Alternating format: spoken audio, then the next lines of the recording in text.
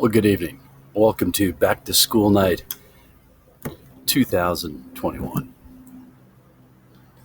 What an incredible place. Our backyard, isn't it great? Well, what a time in your life. You've got finally a senior, doorstep to adulthood. Um, wow, big time. Little peek at kind of what to expect in the next semester, 2 semesters ahead. 2 classes here. We've got AP Macroeconomics, including government, and the second class is economics. AP Macroeconomics will take a whole year. We'll have about a month of government at the end, all encompassing. And then the economics portion, college prep, is a 1 semester class. And then your student will have government the other semester. So let's focus and get a little peek at a little bit my background. Grew up in Northern California, the land of golf courses. So got to play a little bit of golf growing up. And then went to USC for college. Was a business finance major, investment emphasis. Did corporate lending at B of A after graduating, and really was a wonderful period of time of just kind of searching and trying to figure things out, and really, found my passion, and that is teaching, and teaching in particular seniors and the topic of economics. And wow, what an amazing ride. The class to expect is basically macroeconomics, big picture. And what I love about it, my experience in college was I hated economics. It was so boring. It was so just ugh. And that's not my perspective on it. It's economics now, as I look at it, is just so dynamic. It is really looking at humanity on a daily basis as we breathe collectively together and determining how are we going to use all our stuff. And it is, to me, is just amazing. And hopefully your kids will get that perspective, hopefully. And as they learn more, hopefully we'll be able to make better decisions as they go forward. We'll see. Anyways, that's what to expect. Now, as far as what you might want, and that's probably to maybe keep an update as to how your kids are doing. I'm going to be keeping grades in Google Classroom. And those will be pretty much real time.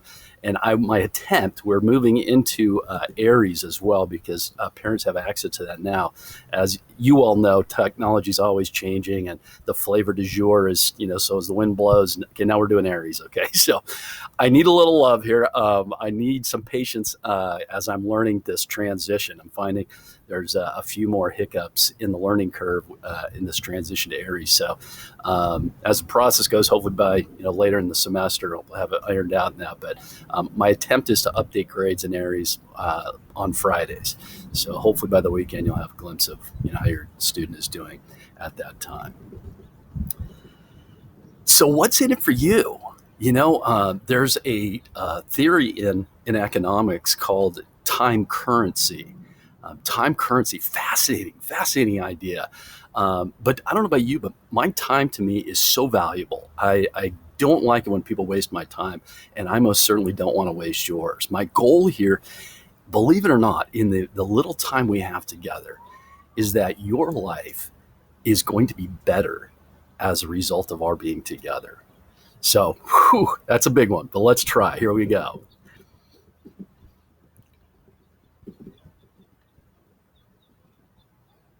All right.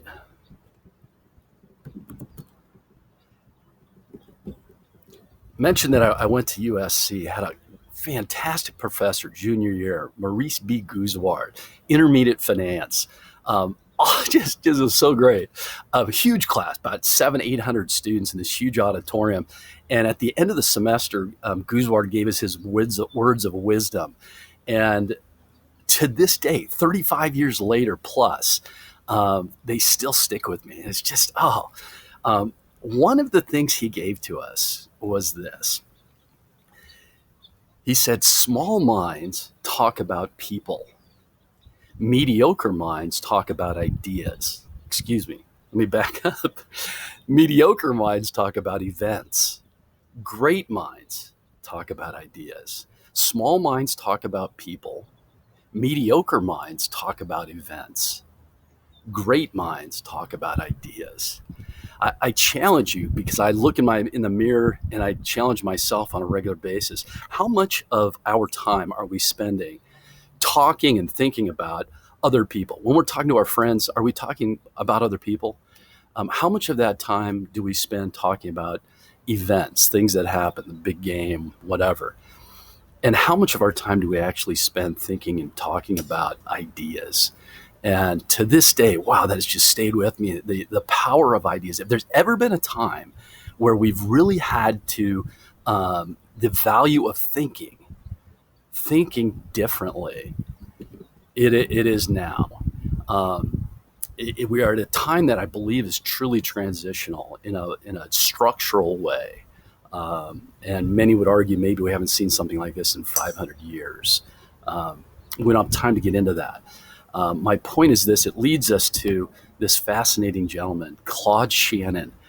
Back in the 1940s, they had a problem. Shannon was at the Bell Laboratories, which was the think tank for the telephone company. All these incredibly great minds, incredibly creative minds there at Bell Labs. And Shannon and those there were faced with this problem. The problem was they couldn't get enough information through the channel being a wire, right? So they got to a point where basically they're just trying to force more. The whole idea was, metaphorically, it was, you have a room of people, and the way to get more information is just have everybody talk louder. Wow, okay. You can see the problem, right? So it wasn't working. How do you get more information through?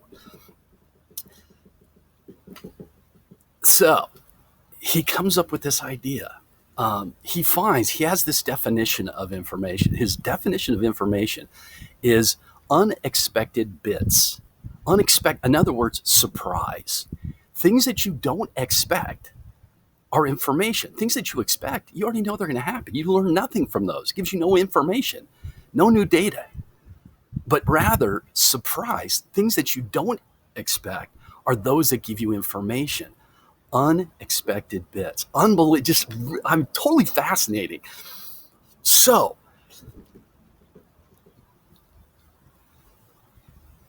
he has this idea now. If it's this idea of they're trying to put more power, more data and information through the channel, he came up with something totally opposite. He said, you know what? Using this theory that I have, and it has to do with probabilities. You could literally figure out the amount of information using math, and the probability of an event not happening.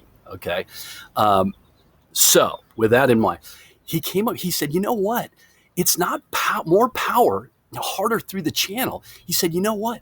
You make the channel wider and you make the signal weaker. That's totally opposite. Wider and weaker. The analogy here is you have a room still full of people, but now instead of everybody talking louder, you actually have them talk quieter. And not just quieter, you have them pair up with somebody else who can understand their specific language. So each pair is speaking a different language throughout the room. Each one understanding each other and communicating information. But now you have way more information transmitted. Incredible. Wider and weaker. Wow. More information. And guess what? More surprise. Wow.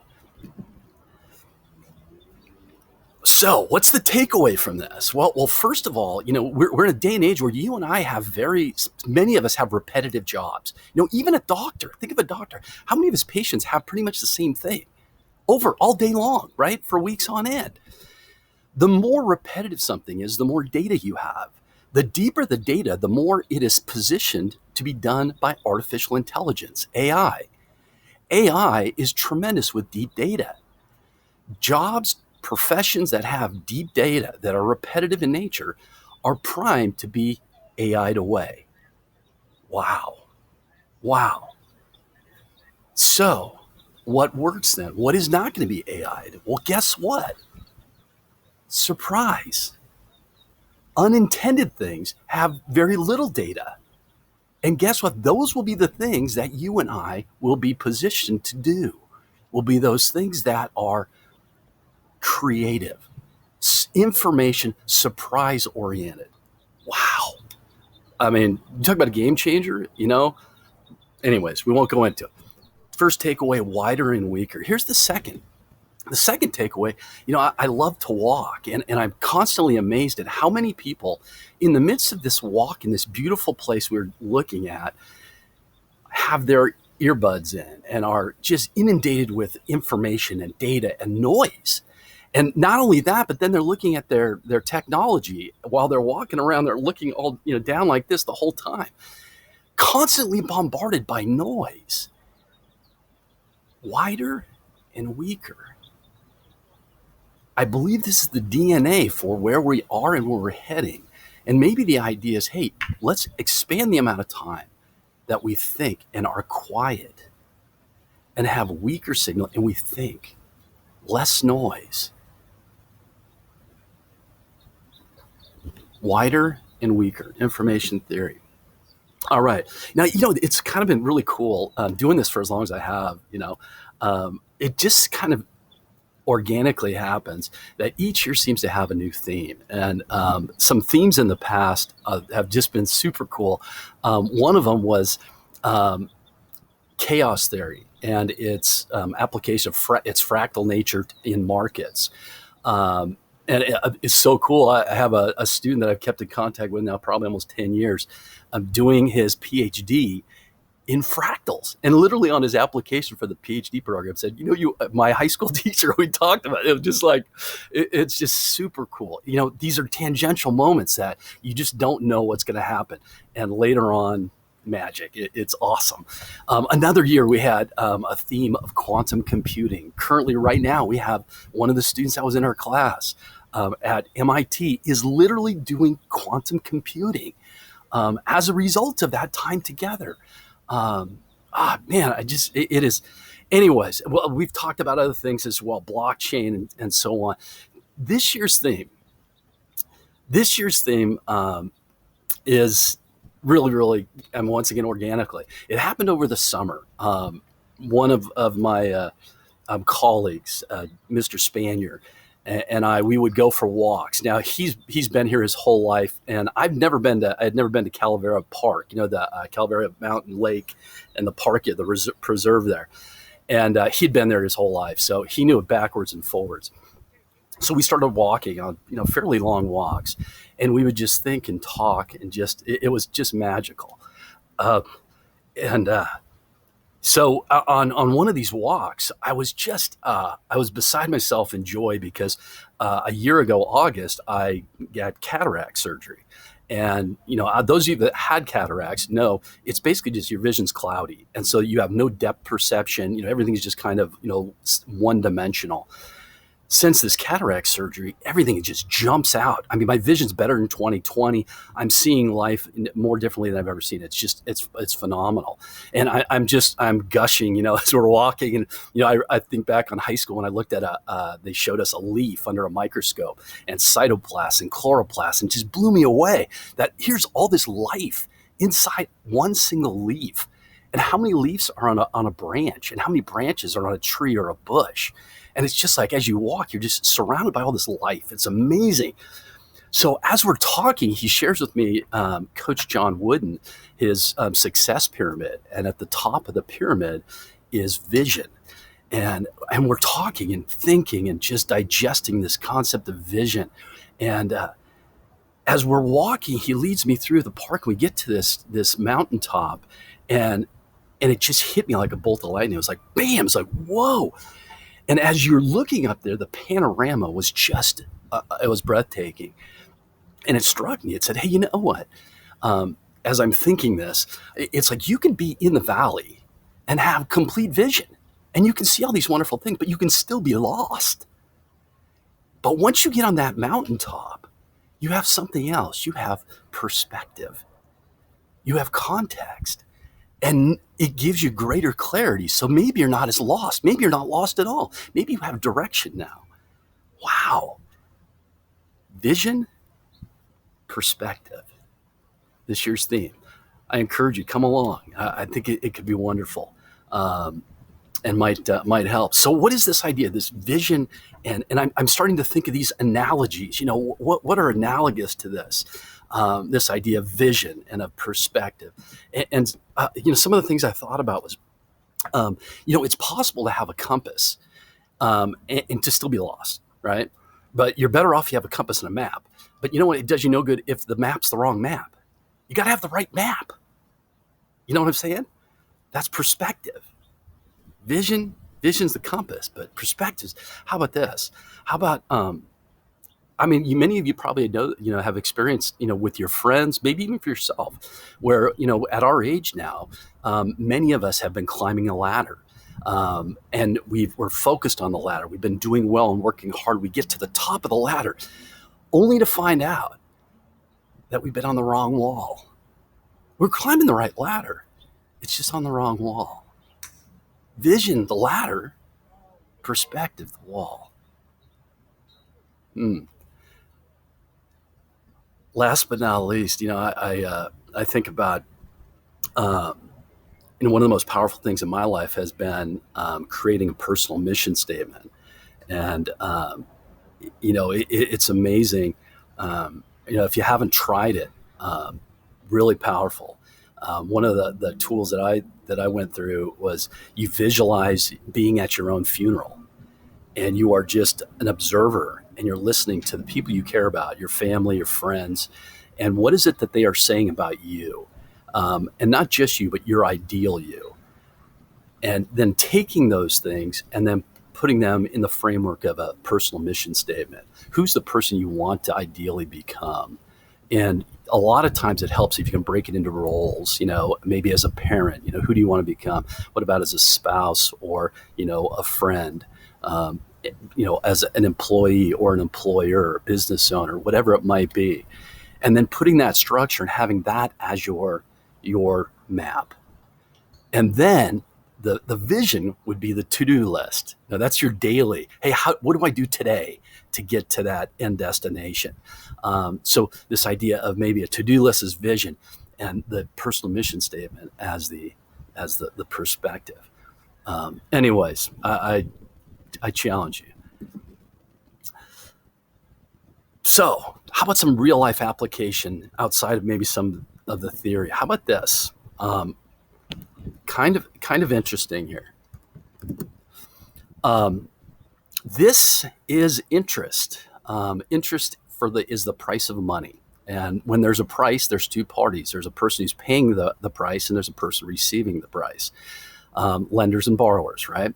This goes back the last 20 years. This is the 10-year Treasury, the interest rate on the 10-year U.S. government bond, and usually will be the baseline for loans. And you can see over the last 20 years that interest, the price of money, has dropped pretty consistently for the last 20 years. So this is vision. This is vision. This is what's in front of us right now. What's the latest? And you can see, if you look closely at the graph in the bottom right-hand corner there, that the last year and a half, basically the bottom out of COVID, right? You've seen interest rates now starting to rise, and relatively speaking, fairly sharply. But there's also been a little sell-off here too. This is vision, right? This is vision. How does this affect you and your decision making? Well, let's put it into context. Let's get some perspective, and maybe that might help the decision and your decision making better as you get it in context. Remember, this is the last 20 years. Well, if we back up and take a look at a bigger picture, we see that interest tends to be cyclical in its nature. That going back a couple hundred years here, we see that you see peaks in interest rates roughly every 50 to 60 years. Wow, that's pretty cool. And if you notice, the last peak we had was right back in here. That was 1990 or 1981, right? And so you would say, hey, 50, 60 years from there, you're looking at basically 2040, right? And where should we be now? Well, we're a little long in it, but we're kind of right in the middle of that 60-year period, aren't we? 2010, so forth is pretty much the bottom. And if you recall, our picture from before, boom, you know what? Look at that. Is that pretty cool? Is that pretty cool? Now, hey, I'm a little school teacher. I know zero. I know there's people making add a couple zeros to my salary, and that's who are way smarter than I am, and they know a lot. So listen to them. But it sure looks like this is behaving as it should. And if it is, what can we expect as we go forward, as we are decision makers, as this plays out? And one of the things, what you could probably anticipate interest rates to continue to rise in the long term. I personally think, in the short run, next, little period, you see a continued pullback in interest rates, right? But I venture to say into the end of next year, you're going to see rates getting to the point where it gets kind of uncomfortable. But there's ramifications, you guys. Not only, think about your home loan, all right? Many of you have refinanced, are thinking about refinancing. I'll let you make the decision here. But this has other, how about the flow of money between countries? As interest rates rise, global savers want to go to higher interest rates. Well, since the pandemic, money has left the low interest rate country. You saw the graph, how low interest rates got here. Developed countries, central banks were in there pushing the interest rates down. Money left those countries and took risk into third world countries, small economies, much more sensitive to the flow of money. Now interest rates are rising and money's coming back to the U.S., leaving those less developed countries, putting pressure not only on their economies, but their currencies. And realize during that time when their currencies were strong, many of them were borrowing money in the global bond market to build things like hydroelectric dams and things that are good for their country. But the problem is when third world countries borrow, they have to borrow in US dollars and they have to pay it back in US dollars. So as this tide of money comes back to the U.S., interest rates are going up. As the interest rates go up, money comes to these interest rates, makes the dollar strengthen.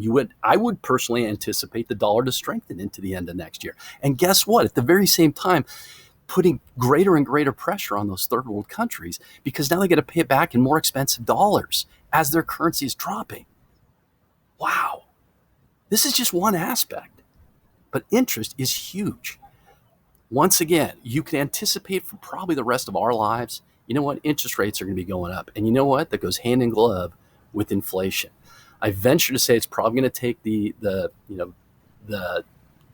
guise of stagflation, probably. Not exactly the ideal, but probably the most likely.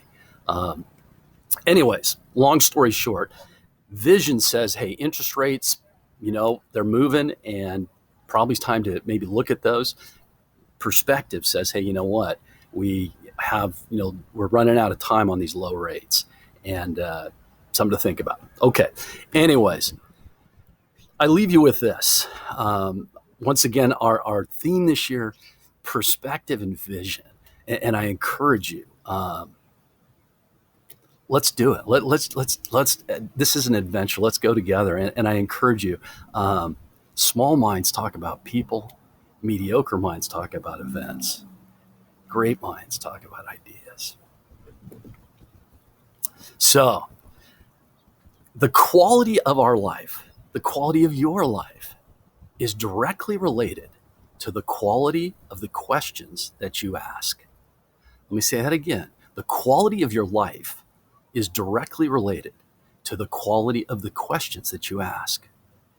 If we don't ask questions, we'll be the leaf on the river that gets taken whichever way the river wants to move us. But if we start to ask questions, if we start to ask better questions, we start to get rudders, we start to get oars, we start to be able to cause directional change. We get depth. Wow. So, as we ask better questions, we get better perspective. And hopefully, check it out. I love this, dare I say, we get better Lancers.